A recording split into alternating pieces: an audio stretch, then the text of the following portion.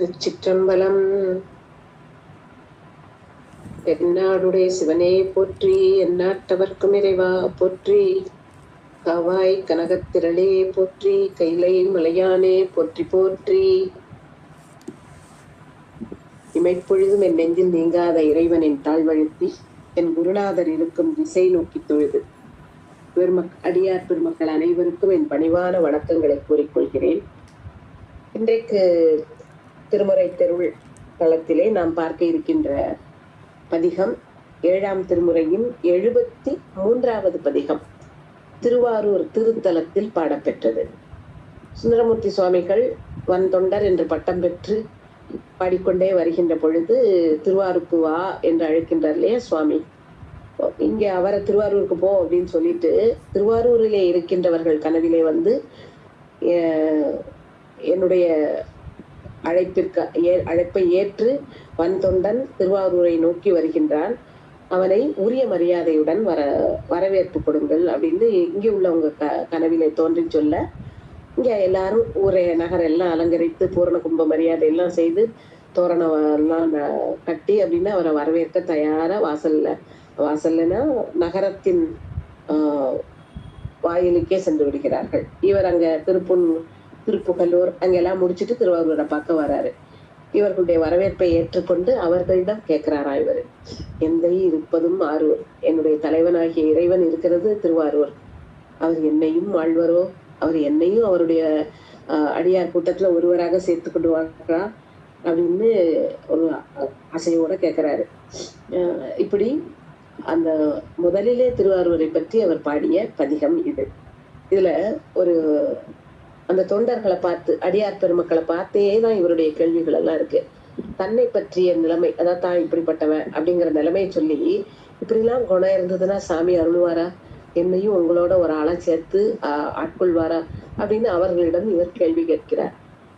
இதை பார்க்கும் போதே அதில் உள்ள வித்தியாசங்கள் எல்லாம் பார்ப்போம். என்ன முதல் பாடல்ல கேட்காரு, இந்த உலகத்துல எல்லா இடத்துலயும் இறைவன் கலந்து இருக்கான். எப்படி கலந்திருக்கான் அப்படின்னு கேட்டா, கரை அதாவது நிலம் கடல் எல்லா இடத்துலயும், அப்புறம் மலை, இது இப்படி இடங்கள் தோறும், கடலாக இருக்கட்டும் கரையாக இருக்கட்டும் மலையாக இருக்கட்டும் அத்தனையிலயும் அவன் கலந்து நிக்கிறான். அப்புறம் நேரமா இருக்கட்டும், மாலை பொழுது காலை பொழுது எந்த பொழுதாகவும் இருக்கட்டும் எல்லாத்துலயும் அவன் கலந்திருக்கான். என்னுடைய பேச்சிலே உள்ள பொருள் அது எல்லாத்துலயும் அவன் கலந்திருக்கான். அவன் அந்த ருத்ரலோகத்துக்கே அவன் தான் தலைவர். அவனுடைய துணைவி யாரு? மலைமங்கை, அவளுடைய கணவன் அவன். இந்த உலக வானவர்கள் அசுரர்கள் அப்படின்னு அத்தனை பேருக்கும் அவன் தான் தலைவன். இவ்வளவு பெருமை வாய்ந்த அவன் இருக்கின்ற இடம் ஆரூர். அவன் என்னையும் ஆட்கொள்வானா, நானும் அவனை வணங்கி இந்த அடியார்களோட நான் சேர்ந்துக்கிறேன். அந்த அடியார்களோட சேர்ந்து நான் இருக்கும் பொழுது அந்த என்னையும் அவன் தன்னுடைய கூட்டத்தில் அடியார் கூட்டத்துல ஒருத்தராக சேர்த்து கொள்வானா அப்படின்னு கேள்வி கேட்கிறார். முதல் பாடல் பார்ப்போம். கரையும் கடலும் மலையும் காலையும் மாலையும் எல்லாம் உரையில் பிறவி வருவான். எந்த நேரம் என்ன பேசினாலும் அதுல அவன் தான் கலந்திருப்பான், அதுல பொருளாக இருப்பவன் அவன். ஒருவன் ருத்ரலோகன், வரையின் மடமகள் கேள்வன், வானவர் தானவர்க்கெல்லாம் அரையன், இருப்பதும் ஆரூர், அவர் எம்மையும் ஆழ்வரோ கேளீர். நீங்க எல்லாரும் தான் அவருடைய அடிகள், இல்லையா, அடிகள் நீங்க எல்லாரும் சிவனடியார்கள். அதனால நீங்க அவர்கிட்ட கேட்டு சொல்லுங்களேன், என்னையும் உங்கள ஒருத்தனா சேர்த்து என்னையும் ஆழ்வானா அவன் அப்படின்னு கேட்டு சொல்ல மாட்டீங்களா அப்படின்னு முதல்ல அப்படி பணிவான வேண்டுகோளை வைக்கிறார். அடுத்த பாடல்ல என்ன சொல்கின்றார்னா, நான் வந்து சுவாமிய ரொம்ப குறைவாக மதிப்பிட்டு பேசியதே கிடையாதுங்க. அவருக்கு அவன் தாயுமிலி தந்தையிலி அப்படின்லாம் நான் அவனை குறைவா சொன்னதே இல்லை. அவனுக்கு வந்து உறவினர்னு யாருமே கிடையாது. இப்போ உலகத்துல ஒரு ஆள் இருக்காங்கன்னா அம்மா அப்பா அப்படின்னு உறவுகள் நிறைய இருக்கும். சுற்றி பெருகுகின்ற சுற்றத்தார் கூட்டவருக்கும் இப்படி எல்லாம் இருக்கும். ஆனா இறைவன் அப்படி இல்லை, அவன் தனியன் அப்படின்னு நான் ஒரு நாளுமே அவரை ரொம்ப குறைச்சு மதிப்பிட்டு பேசினதே இல்லை. அவன் அந்த மாதிரி பேசக்கூடியவங்களை வெறுக்கிறவன் நானும் பேச மாட்டேன், பேசுறவங்களையும் வெறுப்பேன். அவனை மிகவும் மகிழ்வோடு, அவனை ரொம்ப மகிழ்ச்சியோட நினைச்சு அவனை விரும்பிக் கொண்டே இருப்பேன். அவன் மீது என்னுடைய பற்று மாறாமல் இருக்கும். அவனை வெறுக்கின்றவர்கள் இருக்காங்க இல்லையா, அது ஒரு கூட்டம் இருக்கும்ல, இறைவனை வெறுக்கின்றவர்கள்னு. அந்த கூட்டத்தை தான் நான் வெறுப்பனே ஒழிய இறைவனை நான் வெறுப்பதே கிடையாது. நான் அவ்வளவு இறைவன் மீது பற்று கொண்டவன். அப்பேற்பட்ட நான் இந்த ஆரூர்ல இருக்க இறைவனை பார்க்க வருகின்றேன். இந்த ஆரூர் எவ்வளவு செழுமையானது அப்படின்னா, கனிகள் நிறைந்த சோலைகள் எல்லாம் இருக்கு. அதுல கமுகு, அதுல கொலையாக காய்த்து தொங்குது. அப்படிப்பட்ட கமுகு பல கனிகளுடைய சோலையெல்லாம் சூழப்பட்ட திருவாரூர். அதுல இருக்கின்ற இறைவன் இனிமையானவன். அந்த இனிமையான இறைவன் என்னையும் ஆழ்வானா என்று கேட்கின்றார். அவருடைய திருவுள்ள என்ன அப்படிங்கறத நீங்க கொஞ்சம் விசாரிச்சு சொல்லுங்களேன் அப்படின்னு. ஏன்னா உங்க கனவுலதான் அவன் வந்து சொல்லியிருக்கான். இவர் கனவுலயும் வந்து அங்க போனதானே சொன்னான். ஆனாலும் உங்க கனவுல வந்து சொன்னான்ல, அதனால நீங்க எனக்கும் கேட்டு சொல்லுங்களேன் என்று கூறுகின்றார். பாடல், 2வது பாடல் பார்ப்போம். தனியன் என்று எழுகி அறியேன். எழுகுதல்னா இகழ்தல். அவனுக்கு யாருமே கிடையாதுப்பா அப்படின்னு நான் சொல்லவே இகழ்ந்தே பேச மாட்டேன். தன்னை பெரிதும் உகப்பன், அவனை மிகவும் அவனை மிகவும் இனிமையானவன் அப்படின்னு நான் நினைக்கின்றவன். உலகத்துல எல்லாருக்கும் ஒவ்வொரு பொருள் உவந்ததாக இருக்கும். சிலருக்கு புத்தகங்கள் இருக்கும், சிலருக்கு நகை நட்டுன்னு இருக்கும், சிலருக்கு சொத்து சுகம் இருக்கும், சிலருக்கு குடும்பத்தினர் இருக்கும். அப்படி யாருக்கும் ஒவ்வொருத்தருக்கும் ஒவ்வொன்னு இனிமையா இருக்கும். எனக்கு எல்லாவற்றையும் விட இறைவன் தான் இனியவன். அப்படித்தான் நான் இறைவனை கருதுகின்றேன். தன்னை பெரிதும் உகப்பன். முனிபவர் தம்மை முனிவன். யார் அவர் மேல கோவப்படுதாங்களோ அவங்க மேல நான் கோவப்படுவேன், வெறுப்படைவேன். முகம் பல பேசி மொழியேன். அவனை பலவாறாக பாராட்டுவேன் நான். அதுல வந்து முகம் மட்டும் மலர்ந்திருக்காது. அவனை பாராட்டும் போது என் மனமும் சேர்ந்து மலரும். சொல்லுவோம் நாம, அகத்தின் அழகு முகத்தில் தெரியும்னு. ஆனா எந்நேரம் நம்ம மனசுல உள்ளத முகத்துல காட்ட முடியாம தான் இருக்கும். ஏன்னா நிறைய இடங்கள்ல நாம முகமூடி போடத்தான் தேவை இருக்கு இல்லையா. நமக்கு யாருடைய செய்கையாவது பிடிக்கல அப்படின்னாலும் அதை மூஞ்சில அடிச்சாக்குல சொல்ல வேண்டாம்னு முகத்தை அப்படி மலர்ச்சியா வச்சுக்கிட்டு நல்லா இருக்கு அப்படின்ட்டு போயிருவோம் இல்லையா. எதுக்கு நம்ம நல்லா இல்லைன்னு சொல்லணும், அவங்க முகத்துல அடிச்சாக்குல சொல்லணும். அவங்களுக்கு வருத்தமா இருக்கும். அவங்களே இவ்வளவு கஷ்டப்பட்டு இந்த காரியத்தை செய்யறாங்க, அவங்ககிட்ட போய் இது நல்லா இல்லைன்னு எதுக்கு சொல்லுவோம் அப்படின்னு சொல்லிட்டு நம்ம மனசுல உள்ளத முகத்துல காட்டாம பேசுவோம் இல்லையா. அப்படிப்பட்ட நிலையும் இருக்கு. ஆனா இங்க சுவாமிய முகம் எப்படி மலர்ந்து பேசுச்சோ அதே மாதிரி மனசும் மலர்ந்து அந்த வார்த்தைகளை எடுத்து கொடுத்ததான். முகம் பல பேசி மொழியேன். கனிகள் பல உடை சோலை காய் குலை என்ற கமுகின் இனியன் இருப்பதும் ஆரூர் அவர் எம்மையும் ஆழ்வரோ கேளீர் என்று இறைவனின் பெருமையை கூறி, அப்பேற்பட்ட பெருமகன் என்னையும் தன்னுடைய அடியவராக ஏற்றுக்கொள்வாரா அப்படின்னு கேட்க, இப்ப அடுத்தாக்குல தன்னோட முறையை மாற்றுகின்றார். என்ன முறைனா, அது நான் வந்து இவ்வளவு இப்படித்தான் செய்வேன், அவரை பாராட்டி பேசுவேன் அப்படிலாம் இருக்கு அப்படிலாம் சொல்லிட்டாரு. ஆனா சில சமயம் நம்ம மாறுவோம் இல்லையா, நம்ம இயல்பு மாறித்தானே இருக்கும். அதனால அதையும் சேர்த்து சொல்றாரு. நான் எப்பவுமே சுவாமியை மட்டும்தான் பெருமையை சொல்லுவேன்னு நினைக்காதீங்க, கொஞ்சம் என் பெருமையும் சேர்த்து சொல்லுவேன். சில சமயம் என் பெருமையை மட்டுமே சொல்லுவேன். யாரும் தெரியாதவங்களுக்கெல்லாம் உதவியும் செய்ய மாட்டேன். அப்ப தெரியாதவங்களுக்கு உதவி செய்ய மாட்டேன்னா தெரிஞ்சவங்களுக்கு செய்வியானா இல்ல, அவங்களுக்கும் செய்ய மாட்டேன். ஆனா யாருக்கும் உதவவே மாட்டேன்னு அர்த்தம். ஒருத்தருக்கும் உதவ மாட்டேன். என் மனசு அப்படி கல்லான மனசு. பெரிய அவனுக்கு உதவ மாட்டேன், இவங்களுக்கு உதவ மாட்டேன் அப்படின்னு எந்த வகையான நல்லதும் நான் செய்யவே மாட்டேன். இறைவன் எப்படிப்பட்டவன், நல்ல கேள்விகளில் சிறந்த புலவர்கள் எல்லாரும் இருக்காங்களே, அவங்க அந்த கேள்விகளில் சிறந்து வேதம் ஓதி எல்லாம் செய்யறதுனால அவங்க அருமறை ஆரங்கம் எல்லாம் ஓதுகின்றவர்களுக்கு சுவாமி என்ன செய்கின்றானா, அவங்களுக்கு கஷ்டத்தை தரக்கூடிய அவர்களுடைய வினைப்பயனெல்லாம் அறுக்கின்றான். அப்படிப்பட்ட பெருமான் எழுந்தருள் இருக்கின்ற இடம் இந்த திருவாரூர். அதனோட எல்லையில நாம நிற்கின்றோம். அவன் என்னையும் ஆழ்வானோ. அதாவது அவன் கல்வி கேள்விகள்ல உயர்ந்து கஷ்டங்கள், அவங்க கஷ்டங்கள் எல்லாம் தீர்த்து வைக்கான். கல்வி கேள்விகளில் உயர்ந்தவர்கள் என்பதனால் பிறர் துன்பத்தை தன் துன்பம் போல நினைக்கக்கூடியவர்களாக இருப்பார்கள். அருமறையும் ஆரங்கமும் ஓதிக்கொண்டே இருப்பவர்கள் அனைவரையும் அழைத்து செல்லுகின்ற அன்புடையவர்களாக இருப்பார்கள். ஆனா நான் அப்படி இல்லை. என்னை பத்தி தான் பெருமை பேசிக்கிட்டே இருப்பேன். ஒருத்தருக்கும் உதவவும் மாட்டேன். அப்ப அவங்களுக்கு உதவுற அவரு எனக்கு உதவாம விட்டுருவாரோ? கொஞ்சம் சொல்லி பாருங்களேன். நீங்க இதே ஊர்ல இருக்கிறீங்க, அதனால நீங்க சொல்லி என்ன இவ்வளவு குறை இருக்கு, இருந்தாலும் அவரை தவிர வேற யாரும் உதவ முடியும். அதனால அவர் உதவ சொல்லி எனக்கு சொல்லுங்களேன் அத என்று கூறுகின்றார். பாடலை பார்ப்போம். 3வது பாடல். சொல்லி குலாவன்றி சொல்லேன். குலாவுதல் அப்படின்னா பெருமை கூறுதல். சொல்லி குலாவன்றி சொல்லேன். தொடர்ந்து அவர்க்கு துணை அல்லேன். தொடர்ந்தவர்க்கு துணை அல்லேன். எனக்கு உறவா தொடர்கின்றவர்களுக்கு தொடர்ந்தவர்க்கும் துணை அல்லேன். அப்ப உன்னு போட்ட உடனே அப்ப இன்னொரு ஆள் இருக்கு அப்படின்னு தானே நமக்கு புலனாகும். தொடர்ந்தவர்க்கும் அப்படின்னா தொடராதவர்க்கும். தொடர்ந்தவர்கள் உறவால் தொடர்பவர்கள். அப்ப இன்னொருத்தங்க தொடராதவர்கள். தொடர்ந்தவர்க்கும் துணை அல்லேன், தொடராதவர்களுக்கும் துணை அல்லேன். யாருக்கும் நான் உதவியே எனக்கு தெரியாது. அப்போ இவ்வளவு குறைபாடு உள்ளவன் நான். கல்லில் வலிய மனத்தேன் கற்ற பெரும் புல வாணர் அல்லல் பெரிதும் அறுப்பான். அறுவரை ஆரங்கம் ஓதும் எல்லை இருப்பதும் ஆரூர் அவர் எம்மையும் ஆழ்வரோ கேளீர்.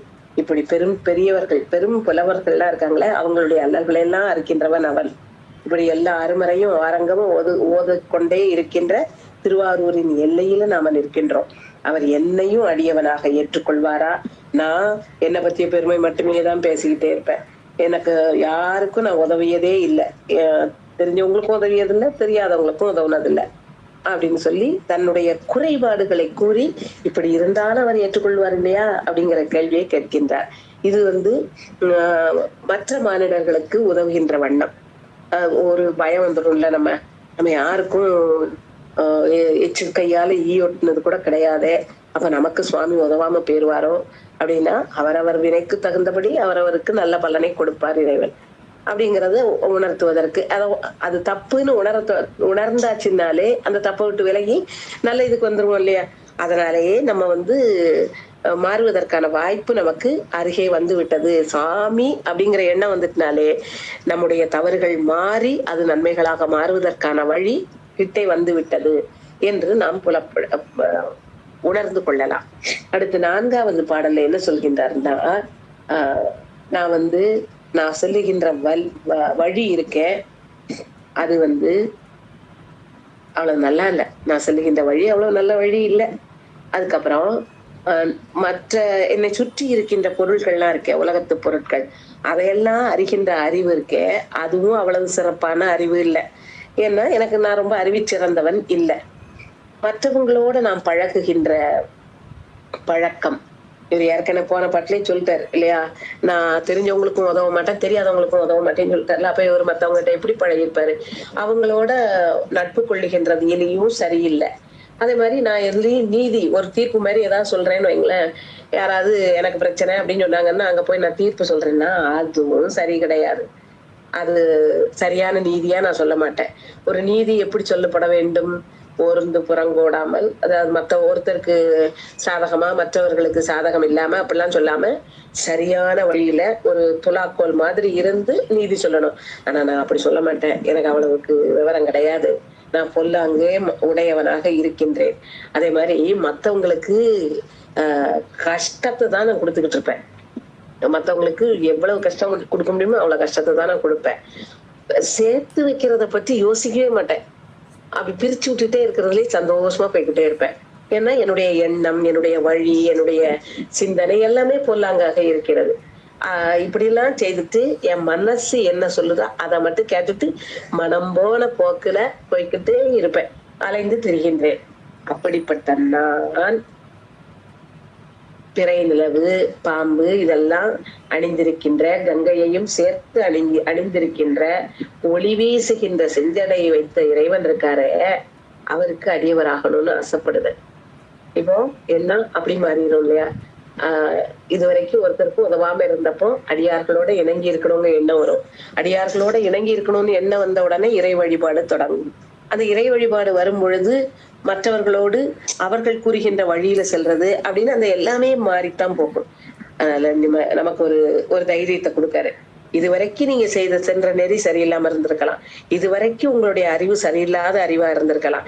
இதுவரைக்கும் நீங்க இணங்கி இருந்த இணக்கங்கள் எல்லாம் தப்பா இருந்திருக்கலாம். சொல்லிய நீதி எல்லாம் பொல்லாங்கா இருந்திருக்கலாம். பிரிச்சு விட்டுருக்கலாம், கஷ்டப்படுத்தி இருக்கலாம், என்னெல்லாமோ செய்து சந்தோஷப்பட்டிருக்கலாம். ஆனா இப்ப அடியார்களோடு சேர்ந்து விட்டால் இது அனைத்தும் மாறிவிடும் அப்படின்னு உணர்த்தும் வகையிலே இந்த பாடலை அமைக்கிறார். நெறியும் அறிவும் செறிவும் நீதியும் நான் மிக பொல்லேன், மிறையும் தரியும் உகப்பன், வேண்டிற்று செய்து திரிவேன், பிறையும் அறவும் புனலும் பிறங்கிய செஞ்சடை வைத்த இறைவன் இருப்பதும் ஆரூர், அவர் எம்மையும் ஆழ்வரோ கேளீர் என்று வழிமாறி செல்லுகின்றவர்களையும் அடியாரோடு இணங்கி இருக்கின்ற தன்மை பெறுகின்ற பொழுது அந்த அவர்களுடைய வாழ்விலே ஒரு மாற்றம் நிகழும் என்பதை உணர்த்துகின்ற பாடலாக இந்த பாடல் அமைந்திருக்கின்றது. அடுத்த 5வது பாடலிலே என்று என்ன கூறுகின்றார் என்றால், அதாவது இப்பதான் முதல் 2 பாட்டுல நான் சுவாமி ரொம்ப நல்லதுதான் செய்யறேன், தீமை செய்யல அப்படிலாம் சொன்னாரு. அப்புறம் தீமையெல்லாம் செய்துட்டு தான் இருக்கேன், அப்ப அப்படி இருந்தாலும் அருள்வாரா அப்படின்னு கேட்டா, இப்ப 5வது பாட்டுல திரும்பவும் நான் நீதியில இருந்து பிறழவே மாட்டேன் என்று கூறுகின்றார். அது நீதி வழியில வழுவவே மாட்டேன், நீதியில தான் நூல் பிடிச்ச மாதிரி நான் இருப்பேன். அதே மாதிரி யாருக்குமே கொடுமை செய்ய மாட்டேன், ஒரு நீதியிலிருந்து வழுவி கொடுமை செய்ய மாட்டேன். வேதங்கள் ஓதுகின்றவர்களுக்கெல்லாம் அவங்க மேலெல்லாம் கோபப்படவே மாட்டேன். அப்படி அவங்க மேல கோபப்படக்கூடிய ஆட்கள் இருக்காங்கன்னு வச்சுக்கோங்களேன், அவங்களுக்கு துணை போயிடவே மாட்டேன். அதாவது அவங்க பக்கமே போக மாட்டேன். நான் கூட போனா தானே அவங்க கோபப்பட்டாங்கன்னா கூட சேர்ந்து நம்மளும் அவங்களுக்கு உதவுற நிலைமைக்கு போயிருவோம். அதனால அந்த மாதிரி இருக்கிற ஆட்களுக்கு துணையா நிக்கவே மாட்டேன். அப்போ எனக்கு இறைவன் அருள் புரிவானா, அரியவராக ஏற்றுக்கொள்வானா என்று கேட்கின்றார். அவர் சுவாமி எப்பேற்பட்டவர்னா, எல்லா ஜோதிகளுக்கும் அந்த ஒளியை தரக்கூடியவன் அவன். அத்தனைக்கும் ஒளியை தரக்கூடியவன் இல்லையா? சுவாமிதான் காண்கின்ற கண்களுக்கு பக்கத்துல இருந்து கதிரவனின் ஒளி உதவுவது போல உயிர் அறிவு ஒளி பெறுவதற்கு உயிருக்கு உள்ளாக நின்று அவனுக்கு அந்த வெளிச்சத்தை தருகின்றான். அறிவாகிய ஒளியை தருகின்றான். எல்லா ஜோதியிலும் அவன்தான் வெளிச்சமாக இருக்கின்றான். அப்பேற்பட்டவன் மானை கையில் ஏந்தி இருக்கின்றான். அவன் எங்களுக்கு ஆனை மாதிரி பலம் வாய்ந்தவனாக எம்மை தாங்குகின்றவனாக இருக்கின்றான். சுட்ட வெண்ணீற்றினை அணிந்திருக்கின்றான். அவன் எல்லாவற்றிற்கும் முதலானவன், ஆதி என்று கூறுகின்றார். அவன் இருக்கின்ற ஆரூர், அவன் என்னையும் ஆட்கொள்வானா என்று கேட்டு சொல்ல மாட்டீங்களா என்கின்றார். 5வது பாடல்.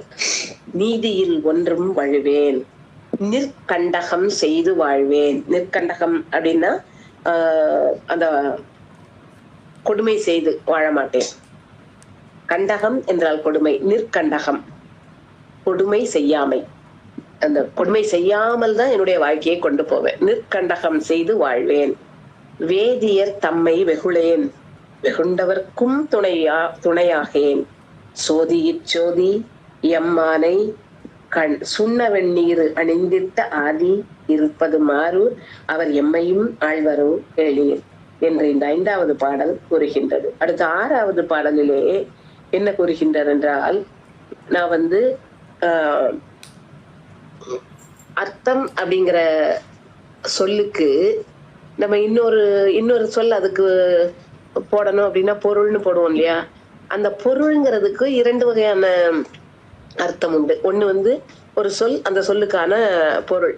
இன்னொன்னு உலகத்தில் வாழ்க்கையை நடத்தி செல்வதற்கு நமக்கு தேவையான பொருள் அப்படிங்கிற இது வரும் இல்லையா? அந்த பொருள்ங்கிற பொருளிலே அந்த சொல்லை அர்த்தம் என்று இங்கே போடுகிறார். நான் எப்பவுமே பொருள் தான் வேணும்னு நினைப்பேன். ஏன்னா இந்த உலகத்து வாழ்க்கையை கொண்டு செலுத்துவதற்கு எனக்கு பொருள் செல்வம் தேவை, அதுதான் வேணும்னு நினைச்சு அது பின்னாலேயே அலைஞ்சேன். அப்படியா அங்கு இங்கேயும் அலைஞ்சு திரிஞ்சு பொருளை தேடுவதிலேயே குறியாயிருப்பேன். அப்போ இதே மாதிரி இருப்பாங்க தெரியுமா, அவங்களுக்கு உதவ இருக்கியா அப்படின்னு நீங்க கேட்டா இல்ல, நான் உதவவே மாட்டேன். முதல் 2ம் தன்னுடைய நல்ல குணங்களை கூறி கேட்டார். அப்புறம் 3ம் 4ம் 5ம் தன்னுடைய 3 4 தன்னுடைய பொல்லா குணங்களை கூறி கேட்டார். 5 திரும்ப நல்ல குணம், 6 திரும்ப தன்னுடைய தவறுகள். என்ன மாதிரி பொருள் வேண்டி அலைகின்றவர்கள் யாருக்கும் நான் உதவுனதே கிடையாது. எனக்கு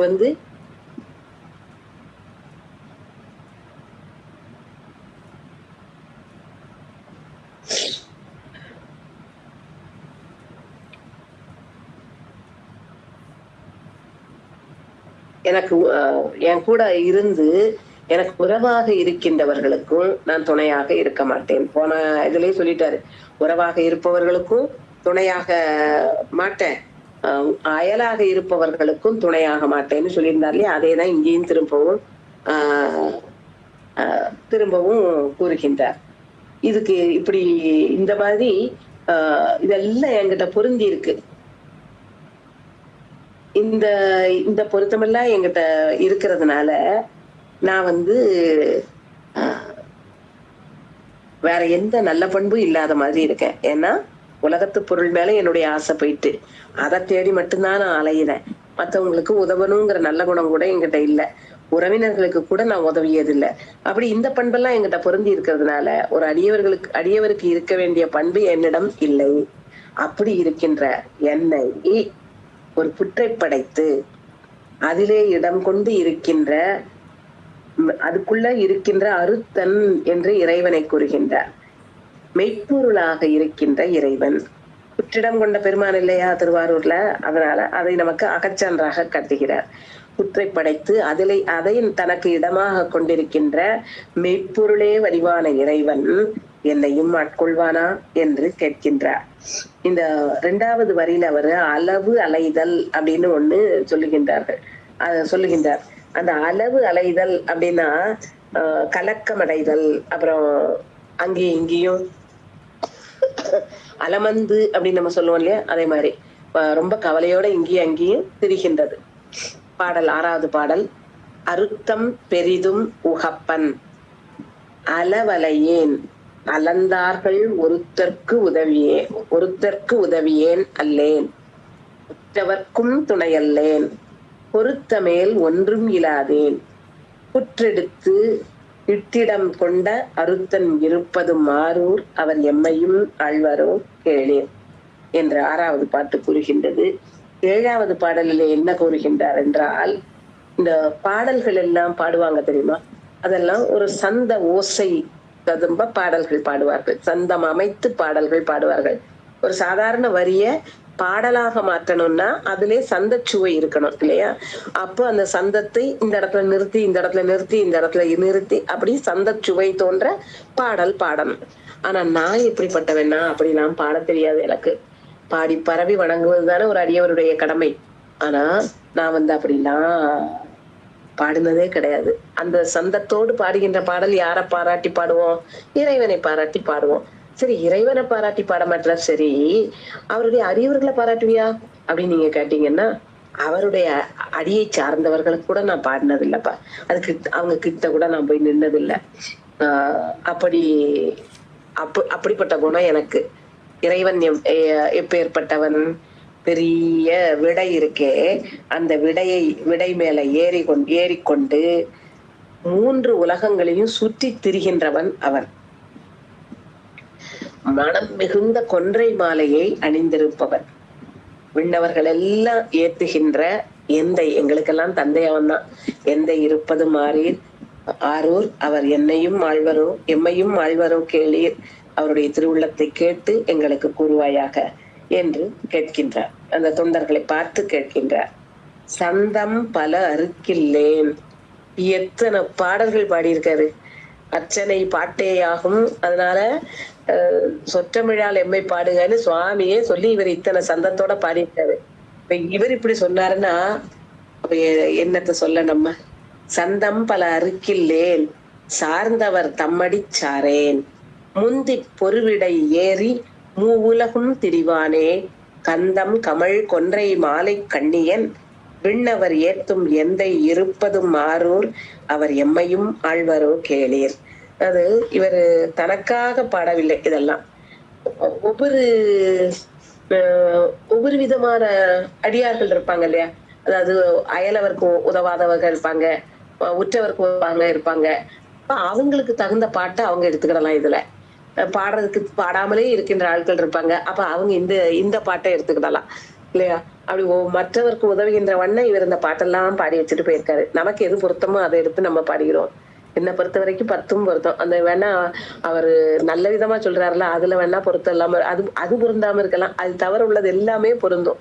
சந்தம் எல்லாம் பாடி சந்தம் பல அறிக்கேன் சார்ந்தவர் தம்மடிச்சாரேன்னு அவ்வளத்தையும் சொல்லிட்டு எந்த இருப்பதும் ஆரூர்னு சுவாமிய அவர் எப்போ நம்ம என்ன அடியார் இதுல சேர்த்துக்கிடுவாரு அப்படிங்கிற கேள்வியை நான் கேட்டுக்கலாம். அப்படிங்கிறதான் நம்ம எடுக்க முடியும். ஏன்னா ஒவ்வொரு பாட்டும் ஒவ்வொரு மாதிரி இருக்கு. சுந்தரருக்கு இது பொருந்தாதேங்கிற எண்ணம் தான் நமக்கு வந்துட்டே இருக்கு இல்லையா? அடுத்து 8வது பாட்டுல என்ன சொல்றாருன்னா, நான்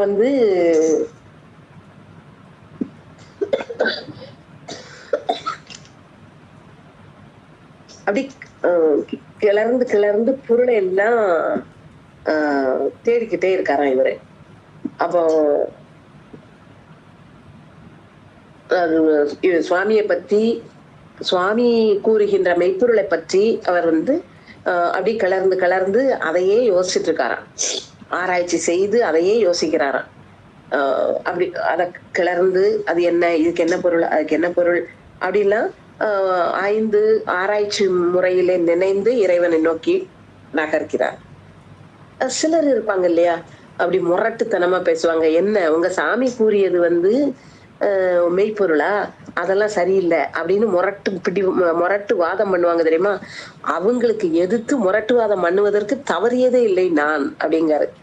அப்போ மெய்ப்பொருளை தவிர வேற எதையுமே நான் உணர மாட்டேன், இது நிச்சயம், இது திண்ணம் அப்படின்னு திரும்ப திரும்ப கூறுகின்றார். அப்படிப்பட்ட தன்மை உடையவன் நான் என்று கூறிவிட்டு, அந்த காலத்துல இலங்கையர்கோன் இருக்கார, அவர் பெரிய மலைக்கு கீழே, மலையை தூக்க முயன்ற பொழுது மலைக்கு கீழே அவரை பெருவிரலால் அடர்த்தவன் இறைவன். அப்பேற்பட்ட பெருமகன், பெரிய அருளை உடையவன் இருக்கின்ற இடம் இந்த ஆரூர் என்று கூறுகின்றார். அவர் என்னையும் ஆழ்வரோ என்று கேட்கின்றார். பாடல் 8வது பாடல். நெண்டிக் கொண்டேயும் கலாய்ப்பேன். கலாய்ப்பேன். இப்ப கலாய்த்தல்ங்கிற வார்த்தை கேலி செய்தல்ங்கிற அர்த்தத்துல பெயருது இல்ல. இங்க கலாய்த்தல் என்பது ஆராய்ச்சி செய்தல்ங்கிற பொருளிலே வருகின்றது.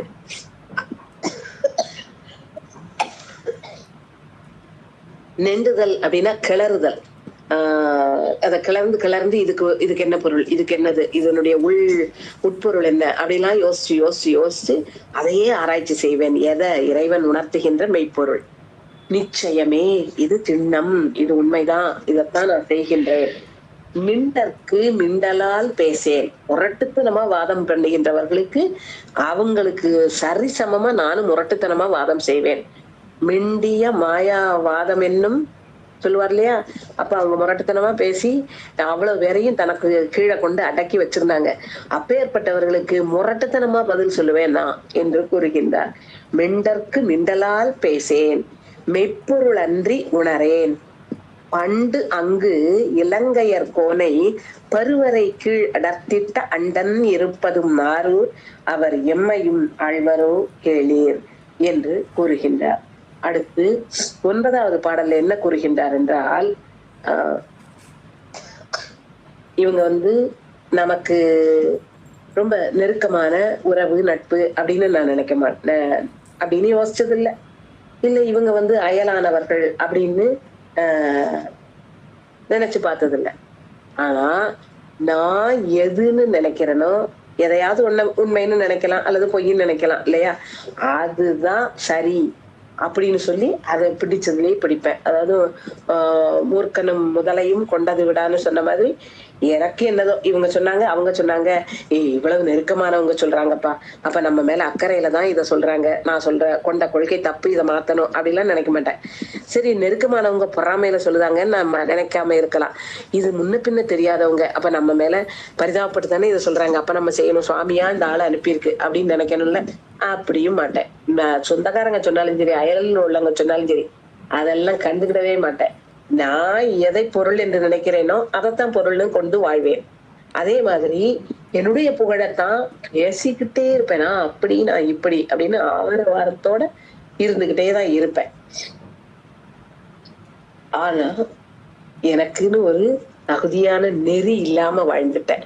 ஏன்னா இப்படி வாழ்ந்ததுனால யார் சொன்னாலும் கேட்க மாட்டேன். என்னாலையும் நேரா பார்க்க முடியல. ஒருத்தரோட அறிவுரையும் கேட்கலைங்கும் போது நேரான இது இருக்கணும்ல, சொல் புத்தியாவது இருக்கணும். அல்ல சொல் புத்தி இல்லைன்னு சொல்லிட்டாரு, சுய புத்தி இல்லைங்கிறதையும் சொல்லிட்டாரு. அதனால என்னுடைய வாழ்க்கை நேராக ஒரு நல்லதாக இல்ல, அது தகுதியானதாக இல்ல. சுவாமி எப்படிப்பட்டவரு? முருகன், திருமால், பிரம்மன் அப்படின்னு எல்லா தேவர்களும் வந்து வணங்கக்கூடிய பெருமையை உடையவன் இறைவன். பேர்பட்ட இறைவன் இருப்பது இந்த திருவாரூர் என்று கூறுகின்றார். நமர் பிறர் என்பது அறியேன், நான் கண்டதே கண்டு வாழ்வேன். நான் என்ன நினைச்சேனோ அதையே விடாப்படியா பிடிச்சுக்கிட்டு அதுலயேதான் வாழ்வேன்.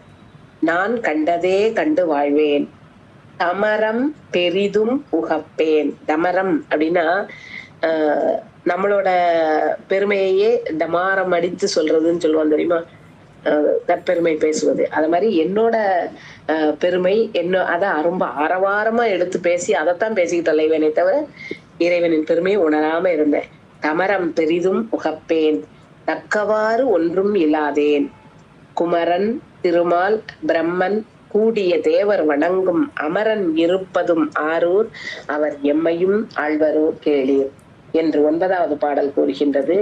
அடுத்து 10வது பாடலிலே நமக்கு கிடைக்கின்ற அறிவுரை என்ன அப்படின்னா, எனக்கு நிறைய ஆசைகள் இருக்கு. அந்த ஆசைகள் எல்லாவற்றையும், இல்ல ஆசை வந்து துன்பத்துக்கு வழிகாட்டக்கூடியது, துன்பத்துலதான் கொண்டு விடும்.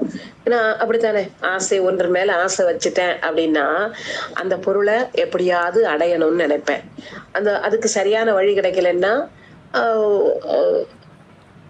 அந்த ஆங்கிலத்துல ஒண்ணு சொல்லுவாங்க, பெக், பாரோ ஆர் ஸ்டீல் அப்படின்னு. ஒண்ணு அவங்க கிட்ட போய் கடன் கேட்கணும், அந்த பொருளை எனக்கு தான்னு, அல்லது பிச்சை எடுக்கணும், ஐயோ என்கிட்ட தந்துறேன்னு. அது ரெண்டு நடக்கலையா களவாடிட்டு வந்துடணும் அப்படின்னு நினைப்போம் தெரியுமா. எப்படியாவது அதை நம்ம கையில வச்சுக்கிடணும்னு நினைப்போம். அந்த 3 அது எவ்வளவு பெரிய தப்பு இல்லையா?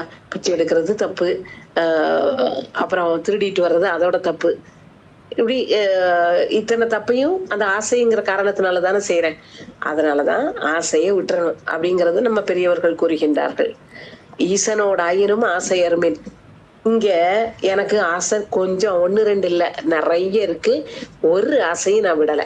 இந்த ஆசை நமக்கு எதுக்கு கொண்டு தள்ளி விடும் அப்படின்னா, உலகத்து பொருள் மேல நாம வைக்கிற ஆசை. அந்த ஆசை வந்து அந்த உலகத்து மேல உள்ள பற்ற நம்ம கிட்ட இருந்து விடவே விடாது. அப்படி நம்ம இழுத்து கட்டி போட்டு வச்சிரும்.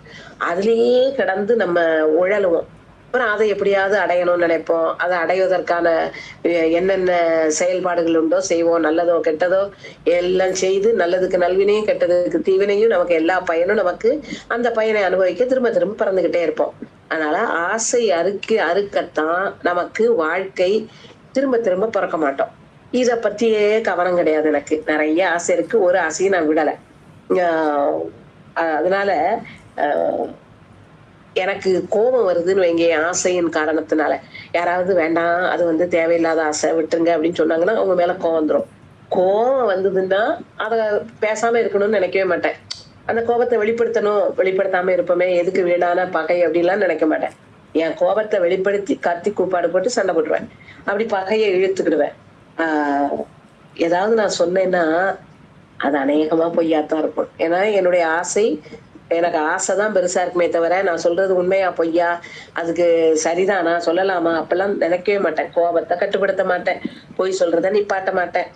இதெல்லாம் செய்வேன். ஆனா எல்லாரும் என்ன புகழணும்னு வேற நினைப்பேன். இது எப்படி நடக்கும் பாருங்களேன். நடக்கவே நடக்காது இல்லையா? ஆசை ரொம்ப இருக்கும்போதே என்னுடைய செயல்பாடுகள் மாறிவிடும். அப்படி யார்ட்டையும் சண்டை தான் போட்டுக்கிட்டு இருப்பேன். எப்ப பேசினாலும் பொய் பேசுறாப்புலதான் இருப்பேன். அப்படி இருக்கின்ற எனக்கு எப்படி என்ன யார் சரி பண்ணுவா அது அப்படிங்கிறத நிறைய குற்றம் செய்துகிட்டு தான் இருக்கேன். அப்ப ஏற்பட்ட தப்பு உடைய என்ன இறைவன் ஆட்கொள்வானா அப்படின்னு கேட்காரு. அதுக்கு என்ன இறைவனுடைய பெருமையை சொல்றது எந்த சொல்றா தெரியுமா? இறைவன் அவன் ஒலிக்கின்ற கடல் இருக்கே,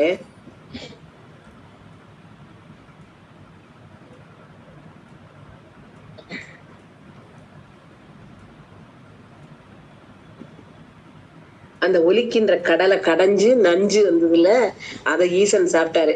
அது எப்பேற்பட்ட எவ்வளவு பெரிய உதவி, எவ்வளவு பெரிய பெருங்கருணை அத செய்திருக்காரு சாமி.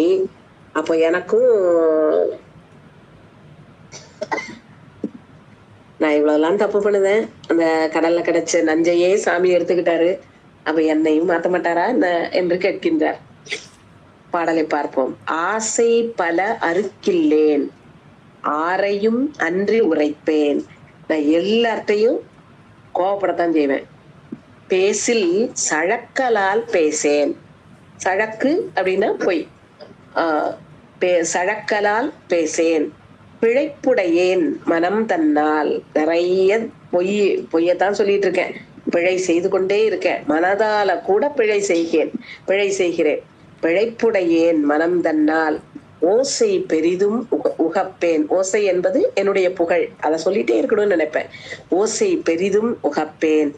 ஒலிக்கடல் நஞ்சமுதுண்ட ஈசன் இருப்பதும் மாறும், அவர் எம்மையும் ஆழ்வரு கேளீர் என்று 10வது பாடலிலே கூறுகின்றார். அடுத்து 11வது பாடலிலே பதிக பலன் சொல்லுகின்ற பாடலாக வருகிறது. எந்தை இருப்பது மாறூர் அவர் எம்மையும் ஆழ்வரோ என்று சிந்தை செய்யும் திறன் வல்லான் திருமருவும் திரள் தோழன். யார் பாடுறா? எந்த தலத்து இறைவனை பாடுகின்றார்? எந்தை இருப்பது மாறூர்னு சொல்லிட்டு தன்னை பற்றி அடுத்து நம்பியாரூரனாகிய நான் பாடுகின்றேன். திருமருவும் நல்ல இறைவனுடைய திருவருள் செல்வம் மாதிரி வந்து தோளிலே சேர்ந்திருக்கிறது. திரண்ட தோளை உடைய மந்த முழவம் இயம்பும் வளவயல் நாவலாரூரன். மந்தம் முழவம் இதெல்லாம் அந்த இசையெல்லாம் கேட்கின்ற வயல் சூழ்ந்த வளமையான வயல்களால் சூழப்பட்ட நாவல் ஆரூரன் இருக்கின்றேனே நான் பாடுகின்றேன். இந்த பாடல் இருக்கே, சந்தம் இசையோடும் வல்லார். இந்த பாடல்களை இசைப்பாடல்களை இசையோடு பாட வல்லவர்கள் புகழ் பெறுவார்கள் என்று கூறுகின்றார். அந்த புகழ் பெறுதல் அப்படிங்கிறதுக்கு விளக்கம் கூறுகின்றார். அடியார்கள் போற்ற தகுந்த, அடியார்களாலேயே போற்ற தகுந்த புகழை உடையவர்களாக இருப்பார்கள். இப்போ ஒரு இது சொல்றாங்க, அதாவது உலகத்துல எல்லாருமே ஒரு குறிப்பிட்ட நிமிடங்கள் புகழோடு இருப்பார்கள் அப்படின்னு. அதாவது இப்போதைக்கு ஒரு நிகழ்ச்சி நடக்குன்னு வைங்களேன், இப்போ ஒரு 4 நாளைக்கு அதுவே பெரிய பிரேக்கிங் நியூஸ் அப்படி இப்படின்னு போய்கிட்டே இருக்கும். அப்புறம் அதை விட கொஞ்சம் பெருசா ஒண்ணு வந்தோடனே இதை மறந்துட்டு அதுக்கு போயிடுவாங்க இல்லையா? அதே மாதிரி ஒவ்வொரு தனி மனிதனுமே எத்தனையோ ஒரு 1.5 மணி நேரமோ 1.5 மணித்துளியோ எவ்வளவோ நேரம் சொல்லுவாங்க, அந்த நேரத்துக்கு புகழோட இருப்பாங்களாம். ஆனா அதை விட புகழா இன்னொன்னு வந்தோடனே இவர்களுடைய புகழ் மங்கி போயிடும், அவ்வளவுதான். ஆமா, போன வருஷம் உங்களை பத்தி இப்படி ஒரு செய்தி வந்தது இல்லைன்னு கேட்போம், நமக்கே மறந்து போயிடும். எல்லாரும் அதை நினைச்சிட்டு இருப்பாங்களான்னு தெரியாது. ஆக அந்த புகழெல்லாம் இருக்கும், ஒரு நேரம் இல்லாம போகும். ஆனா அடியார்களே புகழ்ந்து பேசுகின்ற தன்மைன்னு இருக்கு பாத்தீங்களா, அது என்றைக்கும் நிலைத்திருக்கும். ஏன்னா அடியார்கள் இறைவன் அசைகின்ற வடிவமாக, இறைவனின் அசைகின்ற வடிவமாக இருப்பவர்கள். ஓடும் செம்பனும் ஒக்கவே நோக்குபவர், எதுக்கும் அசையாதவர்கள் அவர்கள்.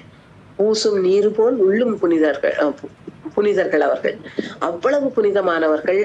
அவர்களிடம் புகழ் பெற்று விளங்குதல் அப்படிங்கிறது மிகப்பெரிய ஒரு வாய்ப்பாக, புண்ணியமாக நமக்கு கிடைக்கும் எப்போ இந்த பாடல்களை பாடினால் என்று கூறுகின்றார். எந்தை இருப்பதும் ஆரூர் அவர் எம்மையும் ஆழ்வரோ என்று சிந்தை செய்யும் திறம் வல்லான் திருமருவும் திரள் தோழன் மந்தம் முழவம் இயம்பும் வளவயல் நாவல் ஆரூரன் சந்தம் இசையொடும் வல்லார் தாம் புகழ் எய்துவர் தாமே என்று இந்த பதிகத்தை நிறைவு செய்கின்றார். அருள்நிறை அல்லியம் கோதை அம்மை திருவடிகள் போற்றி போற்றி, அருள்நிறை வன்மீகநாதர் திருவடிகள் போற்றி போற்றி. ஆதி வாழிய அஞ்செழுத்தோடு வெண்பூதி வாழிய, புண்ணியர் வாழிய, நீதி வாழிய, நிழல்புவி வாழிய, கோதில் சைவ குலமிக வாழிய. திருச்சிற்றம்பலம்.